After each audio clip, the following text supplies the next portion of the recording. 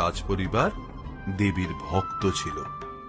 প্রতি বছর কঠিন নিয়ম মেনে পুজো হতো।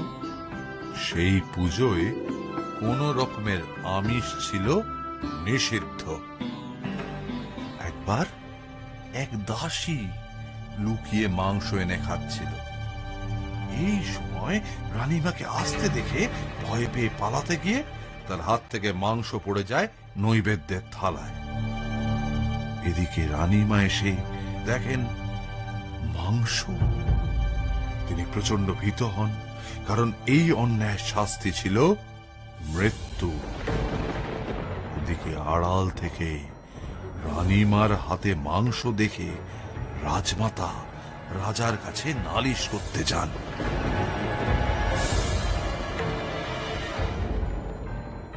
সর্বনাশ!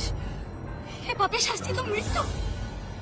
না না, এ কাজ আমি করিনি, এ কাজ আমি।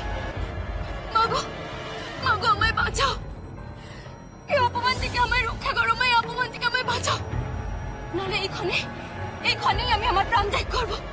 আমায় বাঁচাও, মা, বাঁচাও।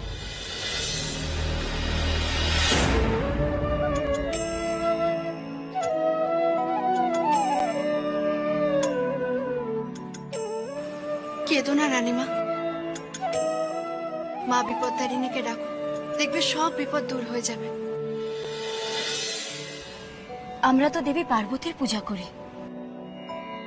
বিপদতারিণী, সে দেবীর নাম তো কখনো শুনিনি। তিনি কে মা?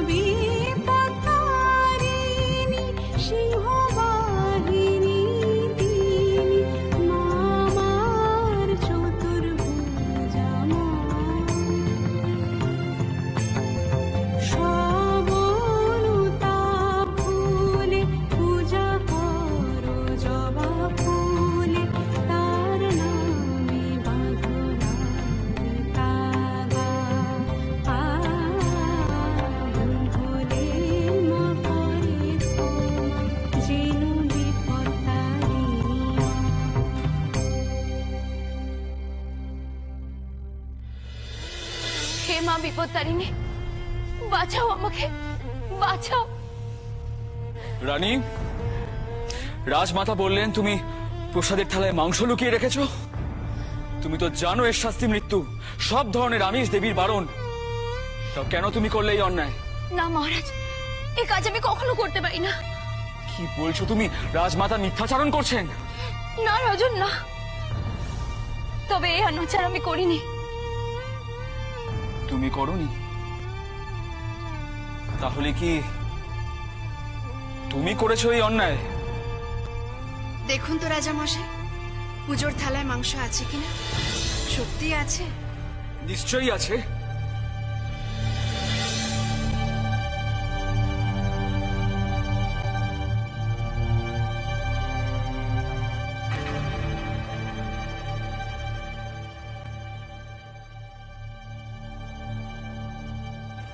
এ কি?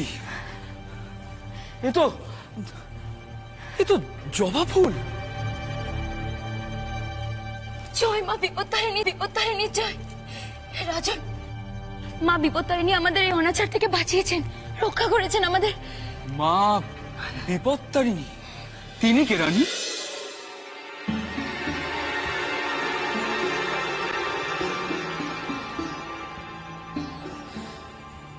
দেবী, ক্ষমা করুন দেবী, আমি আপনাকে চিনতে পারিনি। মা, মা গো, তুমি আমার বিপদতারিণী। এই অদম তোমাকে চিনতে পারেনি মা। ক্ষমা করো, ক্ষমা করো আমায়। আমি বিপদতারিণী, রক্ষা করাই আমার কাজ। আজ থেকে আমার পূজার প্রচলন করবে তোমরা।